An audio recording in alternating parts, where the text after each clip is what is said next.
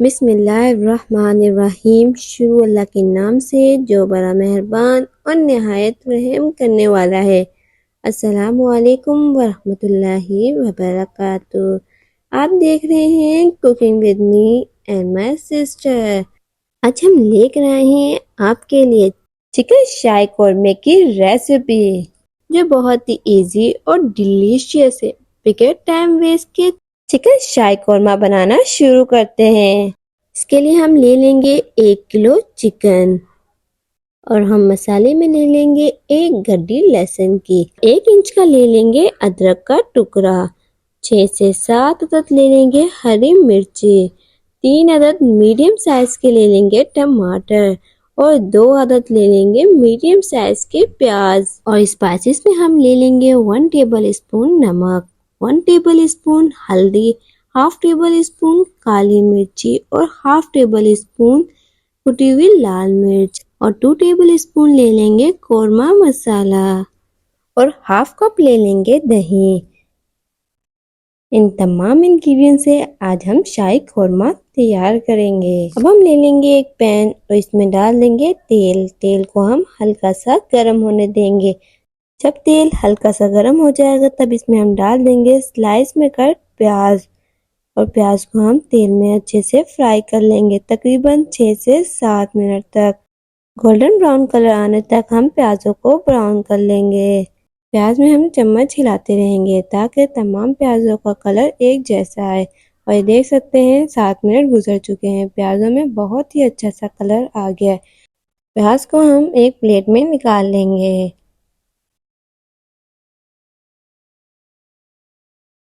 اور اسے اس طریقے سے کھلا کر کے رکھ دیں گے۔ اب ہم چکن فرائی کرنے کے لیے لے لیں گے پین، اور اس میں ڈال دیں گے تیل۔ تیل کو ہم گرم کر لیں گے، اور پھر ہم اس میں ڈال دیں گے چکن، اور چکن کو ہم 1 منٹ تک اس کی سائڈ چینج نہیں کریں گے۔ اور یہ دیکھ سکتے ہیں 1 منٹ گزر چکا ہے۔ اب ہم اس کی سائڈ کو چینج کر دیں گے۔ چکن کو ہم تقریباً 6 سے 7 منٹ تک میڈیم فلیم پہ فرائی کر لیں گے، جب تک چکن میں گولڈنش کلر نہ آ جائے۔ اور یہ دیکھ سکتے ہیں ہم چکن کو اتنا ہی فرائی کریں گے۔ اب ہم چکن کو پلیٹ میں نکال لیں گے۔ اب ہم لے لیں گے پین میں تیل، اور اس میں ڈال دیں گے لہسن ادرک کا پیسٹ، اور اسے اچھے سے سوٹے کر لیں گے 1 سے 2 منٹ کے لیے۔ ساتھ میں اس میں ہم ڈال دیں گے ثابت ہری مرچیں۔ مرچیں ڈال کے ہم اسے 1 سے 2 منٹ کے لیے سوٹے کر لیں گے لہسن ادرک کے ساتھ۔ ساتھ میں ہم اس میں ڈال دیں گے سلائس میں کٹے ہوئے ٹماٹر، اور اسے اچھے سے مکس کر لیں گے، اور اس میں ڈال دیں گے تمام اسپائسز ڈال کے ہم اسے اچھے سے مکس کر لیں گے۔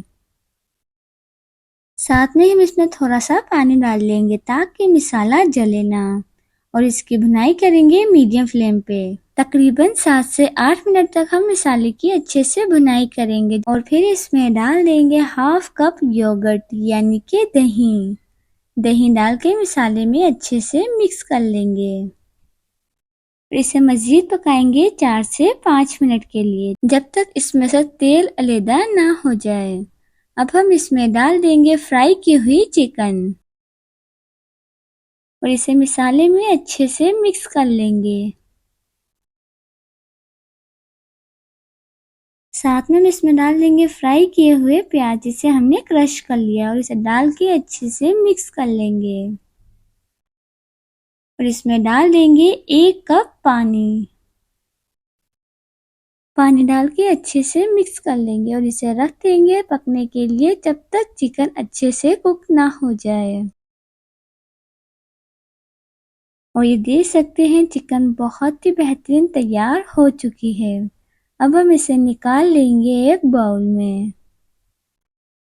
تیار ہے بہت ہی ایزی اور ڈیلیشیس شاہی قورمہ۔ آپ سب بھی ضرور ٹرائی کیجیے گا۔ آئی ہوپ کہ آپ کو ریسیپی اچھی لگی۔